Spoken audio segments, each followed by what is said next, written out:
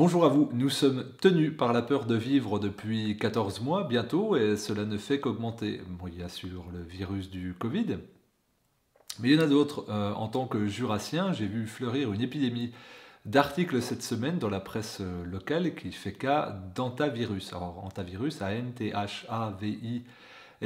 je vous mettrai un lien dans la description pour un article du Progrès, un journal jurassien qui fait état de cas de personnes ayant contracté l'antavirus. Alors c'est un virus présent dans l'urine des rongeurs principalement, qui prolifère dans les bois ou alors dans les maisons inhabitées. Et puis si on l'inhale, eh bien, on pourra avoir des dommages.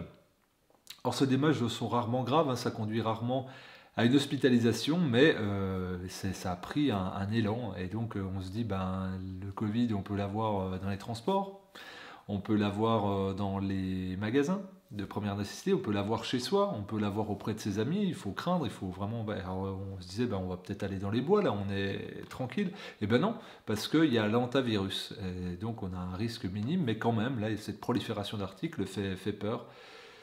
Et bien donc, oui, vivre, c'est dangereux, vivre, c'est prendre des risques, et quand bien même c'est minime, on a peut-être une chance sur 1 million de contracter cela, eh bien c'est une aura de peur qui s'abat sur nous. Et donc, comme je disais, c'est des symptômes minimes, mais ça suffit à faire proliférer ces articles-là. Alors, il y avait même des conseils judicieux dans la presse, c'était de dire, attention, vous devriez marcher dans le sens du vent. Car oui, vu que le virus est aérien, il est transporté par l'air, on va dire les urines de rongeurs, eh bien, plus ou moins séchées, peuvent être transportées par l'air, et donc le virus être aéroporté. Eh bien, marchez plutôt dans le sens du vent, comme ça s'accrochera plutôt à vos vêtements que plutôt à vos narines ou à votre gorge. Et donc, les conseils allaient jusque-là. Et là, on peut se dire qu'on est dans une véritable folie. C'est-à-dire, attention, n'allez même plus dans les bois, ne touchez pas les mains courantes dans les transports, ne touchez pas votre conjoint, n'embrassez pas vos enfants, n'allez pas voir vos grands-parents, ne pratiquez pas de sport en salle de sport, n'allez même pas nager dans des bassins de javel, mais n'allez pas non plus dans des bâtiments désaffectés, alors il faudrait désinfecter, peut-être des bâtiments désinfectés, on aurait le droit, mais n'allez pas non plus en forêt parce que vous risquez de contracter l'antavirus. Je vous mets l'article en description évidemment. Et puis, quand on commence à décortiquer la presse locale, on se dit, ah oui, puis attention, hein, il y a aussi la maladie de Lyme, donc avec une bactérie, la borréliose a priori. Et donc une tique sur trois, hein, c'est ce que disent les articles constamment, une tique sur trois pourrait donner la maladie de Lyme. Alors on se dit, si j'échappe, si je marche dans le sens du vent, eh bien, il faut que je fasse gaffe parce qu'il y a peut-être une tique qui peut tomber de l'arbre, qui peut s'accrocher à moi et puis injecter la borréliose, et puis j'aurai la maladie de Lyme, j'aurai une maladie chronique. Alors là, on a toutes les raisons encore d'avoir peur, et donc c'est une véritable psychose. C'est assez effrayant. Alors, je n'ai pas en tête le nombre d'accidents domestiques qui mènent aux urgences. Il y en a plusieurs dizaines de milliers. Je chercherai peut-être, je mettais en description, ce serait drôle, je n'ai pas de fait de veille, là c'est vraiment une vidéo spontanée. Mais il faudrait peut-être interdire aussi les liquides ménagers. Il faudrait peut-être dire aux gens d'arrêter d'utiliser des couteaux parce qu'on peut se couper. D'arrêter de faire du bricolage. Moi, je sais que je tronçonne du bois et là, il est question d'avoir un permis pour utiliser une tronçonneuse. Et donc, plus qu'un passeport, il faudrait un permis pour vivre, un permis pour respirer, c'est en voie, mais un permis simplement pour prendre des risques. Donc, vivre avec un casque, vivre avec un masque, vivre avec un scaphandre, vivre avec de la mousse tout autour de toi, en oubliant que peut-être, au lieu d'être dans la frénésie de peur, de bactéries, de virus, de parasites, eh bien nous avons quelque chose qui s'appelle un système immunitaire. Et plutôt que de parler des virus, parasites, des bactéries, des maladies éventuelles, où on a une chance sur 1 million de les contracter, on pourrait parler de notre système immunitaire, par exemple. On pourrait parler du rôle de l'alimentation, du rôle de la respiration, du rôle du repos, du rôle de la gestion des émotions, qui font varier les lymphocytes, notamment les lymphocytes T4 qui sont très importants pour les défenses immunitaires. On pourrait parler du rôle de l'activité physique, bref, de toutes ces choses dont on n'entend pas parler dans les médias mainstream depuis 14 mois, mais qui participent, eux, de manière prouvée, scientifiquement développée, à un état de bonne santé, comme l'ensoleillement par exemple. Eh bien non, plutôt que de faire proliférer des conseils souvent de bon sens et puis gratuits, eh bien on fait proliférer de la peur. Et donc là, les gens se disent, bah, c'est le printemps, je vais aller dans les bois. Eh bien non, il y aura attention à l'urine.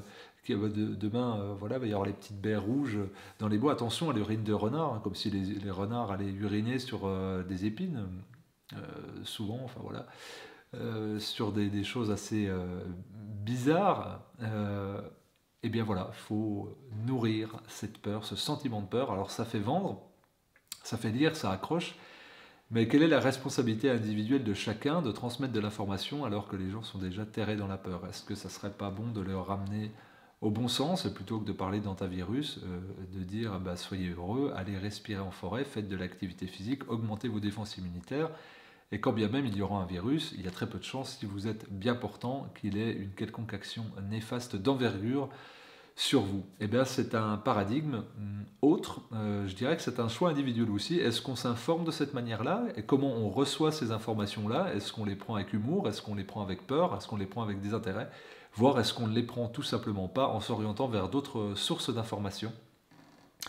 J'essaye de faire les deux sur cette chaîne, de transmettre à la fois des informations objectives qui ne sont pas toujours réjouissantes parce que c'est le constat du réel, d'un réel en tout cas, d'un réel partagé, mais il y a aussi 200 vidéos sur comment exprimer sa pleine santé. Et je pense que là, c'est un printemps radieux qui s'annonce. Eh bien, chacun devrait pouvoir se positionner. Bien sûr, le journaliste qui va transmettre des informations, nous qui allons les recevoir et comment nous allons les transmettre. Donc je vais tâcher sur plusieurs vidéos, comme je l'ai fait l'année dernière au mois de mars où j'ai fait une série de 10 vidéos sur les facteurs naturels de santé, et bien de vous proposer toujours des informations sur la santé, ce que je fais avec ma maison d'édition Exuvie, ce que je fais sur cette chaîne, hein. Il y a un historique où vous pouvez regarder tout cela.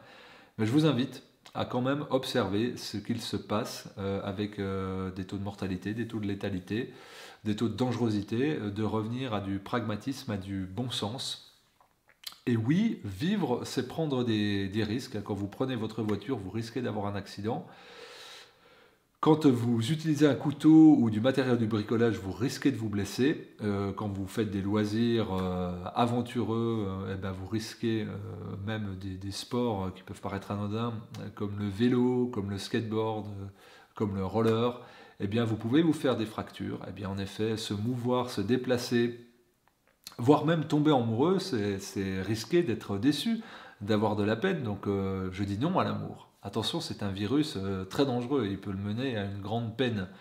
Et donc plutôt que de parler de peine éventuelle, eh bien, quel gain on pourrait avoir? Eh bien, en sortant dans la forêt, plutôt que de penser à la chance sur 10 millions, 100 millions que j'aurais d'avoir des effets secondaires graves de l'antivirus, je vais surtout penser au bonheur de contempler les bourgeons, d'entendre les oiseaux qui gazouillent, de voir autour de moi des jeunes pousses vertes fluorescentes, d'entendre le bruit de l'eau qui roule, d'entendre sous mes pas la terre, le bruissement des feuilles ou le roulement des cailloux. Ça m'intéresse plus et je n'ai absolument pas en tête la potentialité de contracter l'antivirus. Je vous invite à faire de même, à réfléchir sur ces informations émises, quel est leur sens, quel est leur bon sens. Pourquoi cela est-il fait et est-ce que ça vaut le coup que ça soit investigué et soutenu? Là aussi, c'est un monde qui se sépare, il y en a deux qui sont en train d'émerger. La seule question, c'est auquel souhaitons-nous appartenir pour aujourd'hui et pour demain? À très vite!